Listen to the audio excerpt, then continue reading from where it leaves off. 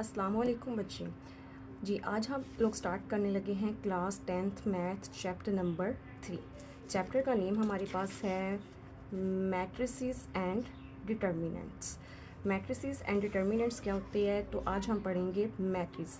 Matrix आपके पास है a rectangular arrangements of elements with in square bracket, कि एक रेक्टेंगुलर शेप में आपके पास अरेंज किए जाते हैं एलिमेंट्स विद स्क्वायर ब्रैकेट के साथ। वो एलिमेंट आपके ए बी सी भी हो सकते हैं, वो एलिमेंट आपके 1 2 3 4 भी हो सकते हैं।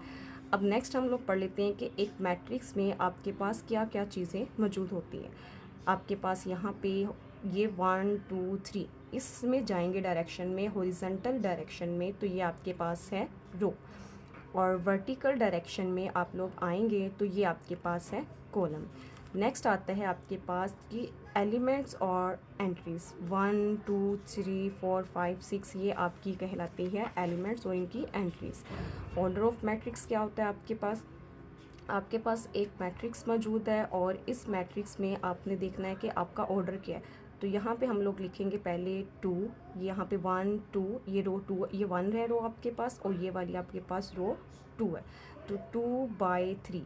तो ये हमारा ऑर्डर होगा। इक्वल मैट्रिक्स क्या होते हैं? इक्वल मैट्रिक्स में दो तरह से हम चीज़ों को मैट्रिक्स को देखते हैं।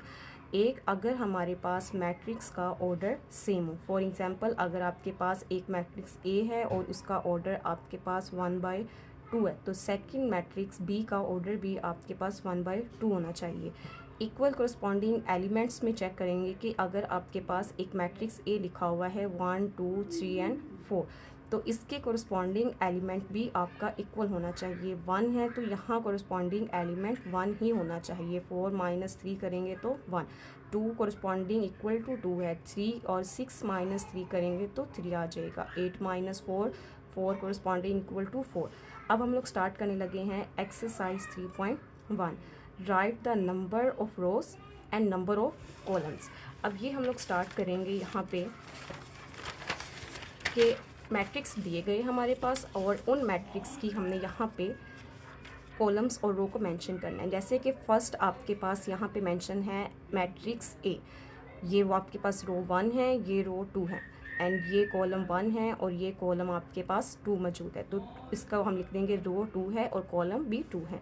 नेक्स्ट मैट्रिक्स बी में आपके पास 1 2 एंड 3 आपके पास यहाँ पे रो मौजूद है और ये 1 आपके पास कॉलम है, तो यहाँ पे हम लिख देंगे 1।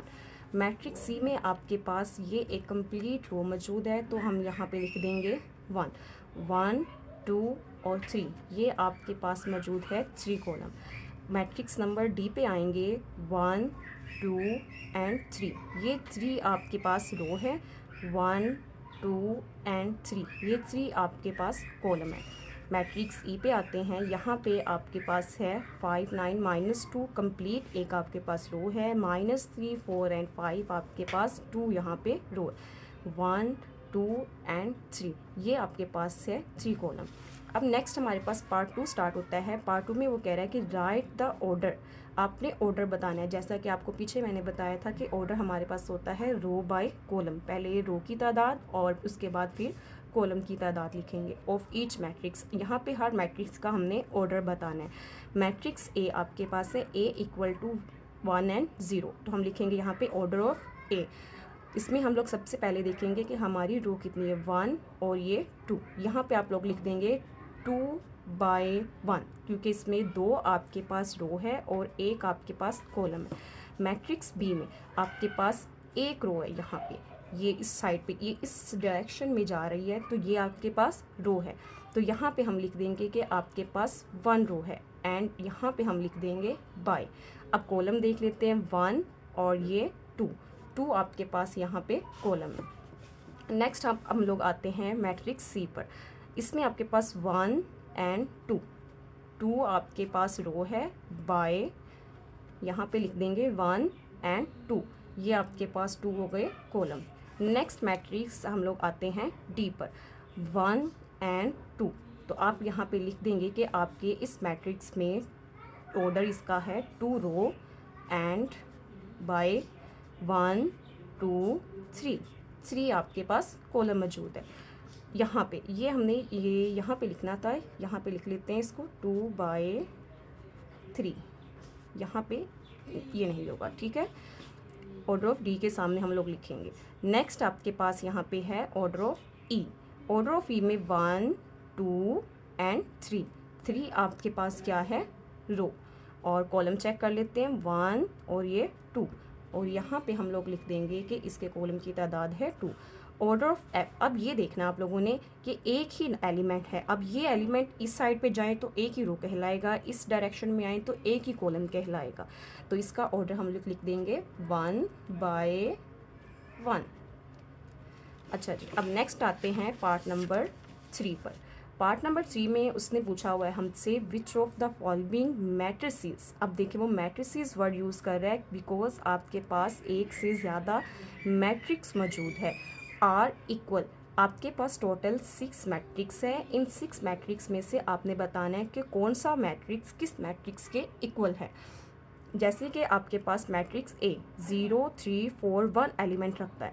अब सेम इसी ऑर्डर के मुताबिक, इसी एलिमेंट के मुताबिक आपने देखना है कि ये आपका कुछ किसके साथ कौन सा मैट्रिक्स मैच करता है या इक्वल है। जैसे कि बी वाला तो आपके पास नहीं है, नेक्स्ट सी में आप लोग देख लें वो भी नहीं है क्योंकि उसमें आपके पास 3 रो है और आपके पास 2 कॉलम है, जबकि हमारे पास मैट्रिक्स ए में 2 रो है और 2 ही कॉलम मौजूद है। डी वाला भी नहीं हो सकता बिकॉज 5 + 4 करेंगे तो वो एक एलिमेंट आपके पास बन जाएगा। ई वाले में भी आपके पास यहाँ पे 3 आपके पास रो मौजूद है और 2 कॉलम आपके पास। तो एफ में चेक करते हैं, 3 - 3 करेंगे तो आपके पास क्या आ जाएगा 0, 3 = 3, और 3 + 1 करेंगे तो क्या हो जाएगा 4, और यहाँ पे भी आपके पास क्या मौजूद है 4, 1 = 1। तो हम यहाँ पर लिख देंगे कि ए वाला मैट्रिक्स इक्वल है एफ के। नेक्स्ट आपका चेक करते हैं मैट्रिक्स। अब बी में आपके पास 9 और -7 है। जैसे कि आपने डी वाला देखा होगा, 5 + 4 करेंगे तो 9 हो जाएगा, -8 + 1 करेंगे तो आपके पास -7 आ जाएगा। Same order and same elements क्या होंगे आपके पास, इक्वल मैट्रिक्स होंगे। अब नेक्स्ट हम लिख देंगे बी मैट्रिक्स इक्वल है डी के। नेक्स्ट चेक करते हैं मैट्रिक्स नंबर सी को। अब सी में देखें आपके पास ये आपने सोल्व भी करना है, मतलब आपके पास जो सही मैट्रिक्स रखा हुआ है वो मैट्रिक्स आपके पास रखा हुआ है 6, 1, 3 × 2 = 6, 6 element, 2 - 1 1, 1 element, 2 × 2 4, 4 element, 4 - 2 2, 2 element, 4 + 4 8, 8 element, 3 + 0 3 element. Corresponding elements आपके क्या हैं, सेम। तो यहाँ पे मैट्रिक्स हम लोग कह देंगे कि सी वाला मैट्रिक्स ई के इक्वल है, या लिख देते हैं हम यहाँ पे कि मैट्रिक्स ई जो है वो किसके इक्वल आपके पास होगा, सी के, ठीक है। अच्छा जी, अब नेक्स्ट हम लोग स्टार्ट करते हैं क्वेश्चन नंबर 4। क्वेश्चन नंबर 4 में आते हैं, बहुत ही आसान और इजी से क्वेश्चंस हैं। ये हम लोग कह सकते हैं कि मैट्रिक्स इक्वल रख के सोल्व करेंगे। कैसे सोल्व करेंगे अब आप लोग देखें। आपके पास लिखा हुआ है if a + 2 c + -3 b - 1 d + 4 equal हो 5 8 6 4, then find the value of a b c and d। हम यहाँ पे लिख देते हैं कि since both matrix are equal, के दोनों मैट्रिक्स आपस में क्या हैं, इक्वल। अब दोनों मैट्रिक्स को इक्वल रखेंगे तो हम a b c और d की वैल्यूज़ क्या कर सकते हैं, फाइंड। चलें बच्चे, अब हम लोग फाइंड करते हैं यहाँ पे a b c और d की वैल्यूज़। देखें, ए फर्स्ट एलिमेंट को फर्स्ट के इक्वल रखेंगे, सेकंड एलिमेंट को सेकंड के, थर्ड एलिमेंट को थर्ड एंड फोर्थ एलिमेंट को फोर्थ के इक्वल रखेंगे। आपके पास से a + 2 = 5, यहाँ से इस एलिमेंट को इक्वल रखा 5 के। अब आपके पास कांस्टेंट नंबर 2 कांस्टेंट नंबर 5 के पास चला जाएगा। a = 5 माइनस ये प्लस का है तो यहाँ क्या हो जाएगा, माइनस का। तो आपके पास नेक्स्ट आंसर यहाँ पे क्या आ जाएगा, a = कर देंगे 5 - 2, आपके पास हो गया 3। ये आपके पास आंसर आ गया a का। नेक्स्ट हम रखते हैं एलिमेंट को, c - 3 रख लें, उसके बाद b - रख लें। तो यहाँ पे हम लोग रख लेते हैं c - 3 = 8। C3 कांस्टेंट है, 8 के पास चला जाएगा, आपके पास 8 ये माइनस का है, यहाँ पर आएगा तो प्लस का हो जाएगा। तो C इज़ इक्वल टू 8 और 3 को हम लोग क्या कर लेंगे यहाँ पे प्लस, 8 और 3 आपके पास यहाँ पे प्लस करना है, और यहाँ पे प्लस करने के बाद आप तो 8 + 3 आपके पास हो जाएगा यहाँ पे 11। नेक्स्ट आपके पास वैल्यू आ गई यहाँ पे C की। अब हम लोग रख लेते हैं corresponding B - 1 is equal 6। B is equal 6 - 1 constant इधर आएगा तो हो जाएगा प्लस का, 6 + 1 आपके पास हो जाएगा यहाँ पे 7। यहाँ पे वैल्यू आ गई B की 7। नेक्स्ट आपके पास है D वाला, D + 4, यहाँ पे D, ये देखिए D + 4 इक्वल मैट्रिक्स होगा 4 कोरस्पॉन्डिंग 4 के। अब यहाँ पे लिखते हैं D + 4 is equal to corresponding आपके पास ये वाला 4 एलिमेंट 4। तो D इज़ इक्वल 4, ये माइन प्लस का है, यहाँ पर आएगा तो माइनस का हो जाएगा, D इज़ इक्वल टू 0। तो आपके पास D का आंसर क्या आ जाएगा, यहाँ पे D का आंसर क्या आ जाएगा, ये देखें D + 4 हमने लिया था इज़ इक्वल टू 4, 4 ये प्लस का, यहाँ माइनस का हो गया, तो आपके पास आंसर किसका आ गया यहाँ पे। जी बच्चों, अब हम लोग स्टार्ट करते हैं question number 5, find x and y। अब आप देखिए आपके पास मैट्रिक्स 2x + 1 और 4 7 5 = 9 4 7 4 के आपके पास है। अब हम इसको सोल्व करते हैं, सोल्व कर लेते हैं। यहाँ पे हम लोग मैट्रिक्स लिख लेते हैं। अच्छा जी, यहाँ पे मैट्रिक्स आपके पास लिखे हुए हैं। अब हम लोग रखेंगे इक्वल। देखें 2x + 1, तो यहाँ पर हम रखते हैं 2x + 1 इज़ इक्वल टू आपके पास ये वाला है 9। यहाँ पे ये आपके पास है, हम चेक कर लेते हैं, आपके पास ये 9, ये 9 है आपके पास। अब इसको रख लेते हैं हम लोग इक्वल यहाँ पे। अच्छा जी, अब देखें 2x है, कांस्टेंट 1 है, कांस्टेंट 9, तो यहाँ पे हम लोग सेपरेट कर लेते हैं। 2x इज़ इक्वल 9, ये प्लस है, यहाँ पर आकर minus, 2x is equal 9 - 1 8, 2x is equal to आपके पास 8 हो गया। यहाँ पर आपने ये 2 मल्टीप्लाई हो रहा है, क्या कर देंगे यहाँ पर ला के डिवाइड, x ये 2 मल्टीप्लाई हो रहा था x के साथ, इस 8 के पास ला के डिवाइड कर दिया, 2 × 1 = 2, 2 × 4 = 8, तो आपके पास x का आंसर आ जाएगा यहाँ पे 4। नेक्स्ट फाइंड कर लेते हैं हम लोग y। अब देखें 4 = 4 कांस्टेंट हो गया, ये तो हमें नहीं चाहिए। 7 = 7 कोरस्पॉन्डिंग इक्वल हो गया, ये भी नहीं हमें चाहिए। हमें चाहिए नेक्स्ट y 5, और आपके पास है यहाँ पे देखें 5 इक्वल कोरस्पॉन्डिंग y के। हम लोग इसको सेट। अब हम लोग स्टार्ट करेंगे question number 6, find A B C and D।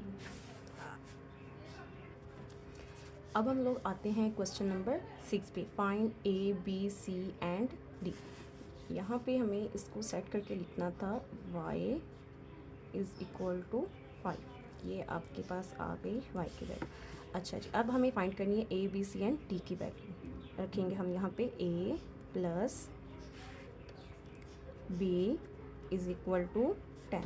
अब यहाँ पे हमारे पास दोनों ही अननोन वेरिएबल है, कांस्टेंट एक होता तो यहाँ पे वहाँ ले जाकर माइनस या प्लस करके हम लोग फाइंड कर लेते, लेकिन अभी हम यहाँ पे इसको फाइंड नहीं कर सकते, तो इसे फ़िलहाल हम नाम दे देंगे इक्वेशन नंबर 1 का। नेक्स्ट आपके पास है 2D - 1 = 5, 2D - 1 = 5, कोरस्पॉन्डिंग 5 के इक्वल रखा है। अब देखें यहाँ पे एक अननोन वेरिएबल है जो कि आपने फाइंड करना है, कोफिशिएंट उसका आपके पास 2 रखा हुआ है, कांस्टेंट 1 कांस्टेंट 5 है, कांस्टेंट इसके पास ले जाएंगे, 2D इज़ इक्वल 5, ये माइनस का है, यहाँ पर आएगा तो प्लस का हो जाएगा, 2D is equal to 5 plus आपके पास हो जाएगा 6। अब देखें नेक्स्ट क्या करेंगे हम लोग, ये 2 इसके साथ मल्टीप्लाई हो रहा है, 6 के नीचे लाकर क्या कर देंगे divide, D is equal 6 - 2, 2 1 and 2 1 = 2 and 2 3 आपके पास हो जाएगा 6, और यहाँ पे हमारे पास D की एक वैल्यू आ जाएगी 3। अब हम लोग फाइंड कर लेते हैं यहाँ से B की वैल्यू। आपको लिखना पड़ेगा matrix 3B + 2 is equal to 11, 3 b is equal to ये यहाँ पर आपके पास प्लस का है तो वहाँ पर जाएगा तो किसका हो जाएगा, माइनस का। 11 minus 2 and 3b is equal to 11 minus 2 आपके पास होता है 9। फिर वही बात कि 3 कोफिशेंट इसके साथ मल्टीप्लाई हो रहा है, वहाँ ले जाकर डिवाइड करवा देंगे और ये आपके पास आंसर आ जाएगा 3 1 एंड 3 3 9। तो बी का आंसर आ गया आपके पास यहाँ पे 3। अच्छा, अब देखें ये इक्वेशन आपके पास जो फर्स्ट रखी हुई थी a plus B is equal to 10। अब इसमें हम लोग ये जो b की वैल्यू आपने फाइंड की है इसको पुट कर सकते हैं, यूज़ करेंगे इसके अंदर। अब यहाँ पे हम लोग लिख लेते हैं लाइन लगाकर b की वैल्यू को, put b is equal to 3 in equation 1 वाली इक्वेशन में हम इसको क्या करेंगे, पुट करेंगे। क्या है, a plus B is equal 10। a find करना है, उसकी जगह b की जगह जो आपकी ये वैल्यू आई है आप लोग वो लिख देंगे, plus 3 is equal to 10। a is equal 10, ये प्लस का है, यहाँ पर आएगा तो माइनस का हो जाएगा, और 10 माइनस 3 आपके पास हो जाएंगे 7। अब नेक्स्ट a b d हमें चाहिए अब c की value, 4 corresponding equal to c। यहाँ पर हम लोग लिख लेते हैं 4 इक्वल टू c, इसको अरेंज करके लिख लेते हैं, c इज़ इक्वल टू 4। ये आपके पास सोल्व हो गया क्वेश्चन नंबर 6। अच्छा बच्चों, अब हमारा इस एक्सरसाइज का लास्ट क्वेश्चन है। क्वेश्चन हमारे पास है find p and q। p और q की वैल्यू क्या करनी है, आपने फाइंड करनी है। अब हम यहाँ पर फाइंड कर लेते हैं p और q की वैल्यू।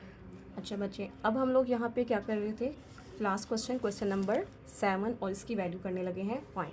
अब यहाँ पर हम लोगों ने ये क्वेश्चन मैंने पहले लिखा हुआ था। अब देखें, मैट्रिक्स आपके पास है, जैसे हमने लास्ट पीछे क्वेश्चन में किया कि फर्स्ट मैट्रिक्स के एलिमेंट को सेकंड मैट्रिक्स के एलिमेंट के कोरिस्पॉन्डिंग इक्वल रखा था, वैसे ही हम यहाँ पर इक्वल रखकर p एंड q की वैल्यू को करेंगे फाइंड। अब देखें, आपके पास है यहाँ पर p plus q corresponding equal होगा आपके पास 6। अब देखो बच्चों, यहाँ पर वही बात आ गई कि अननोन p है और q भी है और कांस्टेंट 1 है आपके पास, तो आप लोग इसमें से फाइंड नहीं कर सकते वैल्यू को। तो हम लोग क्या करेंगे, अब सेकंड इक्वेशन अपनी लिखेंगे, 5 इक्वल टू 5 वो तो आपके पास ख़त्म हो गया, 11 इक्वल टू 11 भी आपके पास कैंसिल हो गया। आपके पास सेकंड बचेगा, ये को नाम दे देंगे इक्वेशन नंबर 1 का, p minus 2q equal to आपके पास है 0 एंड सेकंड इक्वेशन। आपको पता है कि जब आपके पास दो इक्वेशंस होती है तो या तो आप उन इक्वेशंस को क्या करते हैं, एलिमिनेशन मेथड लगाकर यूज़ करते हैं, मतलब कैंसल आउट करेंगे, सब्ट्रैक्ट करते हैं या ऐड करते हैं। अब यहाँ पे हम इसको ऐड नहीं कर सकते, बिकॉज अगर ऐड करते हैं तो p1 एंड p2 हो जाएगा, और ये आपके पास क्या हो जाएगा, -2 में से एक q चला जाएगा, तो आपके पास वेरिएबल्स वैसे ही दोनों रहे, ख़त्म नहीं हुए। अब क्या करेंगे, किसी एक p या किसी एक q को ख़त्म करने के लिए यहाँ पर हम माइनस करेंगे, इसको इक्वेशन 1 एंड इक्वेशन 2 को सब्ट्रैक्ट करेंगे। अब देखिए, आपको पता है कि जब हम लोग यहाँ पे सब्ट्रैक्टिंग करते हैं तो क्या होता है कि आपके पास साइन चेंज हो जाते हैं। कैसे साइन चेंज हो जाएंगे, आप देखिए, आपके पास है p plus q is equal to 6, p minus 2q is equal to 0। ये प्लस है तो माइनस में चेंज हो गया, ये माइनस है तो प्लस में चेंज हो गया, और ये प्लस है तो माइनस में चेंज हो गया। माइनस न्यू साइन को हम लोग कंसीडर करते हैं, माइनस प्लस साइन आपके पास ख़त्म हो गया, प्लस और प्लस आपके पास प्लस हो गया, 2 और 1 है इसका कोफिशेंट आपके पास, तो ये क्या हो जाएंगे 3। तो हम यहाँ पे लिख देंगे 3q। अब आपको पता है 0 माइनस में आए प्लस में आए आपके पास तो वही कांस्टेंट नंबर रहता है, चेंज नहीं होता। जैसे कि 6 आएगा आपके पास, यहाँ पे 6 माइनस 0 तो पॉजिटिव 6 ही आएगा। अब इसको सॉल्व कर लेते हैं, 3 मल्टीप्लाई हो रहा है, इस 6 के नीचे ला के आप इसको कर देंगे divide, q is equal 6 divided by 3, 3 1 ज़ा 3, 3 2 ज़ा 6। तो आपके पास बच्चों q की वैल्यू यहाँ पर आ गई 2। अब नेक्स्ट देखें, हम लोग इस वाली वैल्यू को इक्वेशन 1 में या इक्वेशन 2 में किसी भी इक्वेशन में आप यूज़ कर सकते हैं और वैल्यू नेक्स्ट फाइंड कर सकते हैं। हम यूज़ करेंगे इक्वेशन नंबर 1, जो कि हमें थोड़ी इजी लग रही है, क्योंकि यहाँ पे हमारे पास q का कोई जो है इसका कोशेंट है या जो उसका कोफिशेंट है वो नहीं है यहाँ पर। अब देखें, आप यूज़ करेंगे p plus Q is equal to 6, P find करना है आपने। Q की वैल्यू को यहाँ पुट कर देंगे, is equal to 6, P is equal 6, यहाँ पर आकर ये माइनस का हो जाएगा। P इज़ इक्वल टू हम लोग पढ़ेंगे 6 माइनस 2 आपके पास हो जाएगा 4। तो ये यहाँ पर हमारी कंप्लीट हो गई बच्चों एक्सरसाइज 3.1।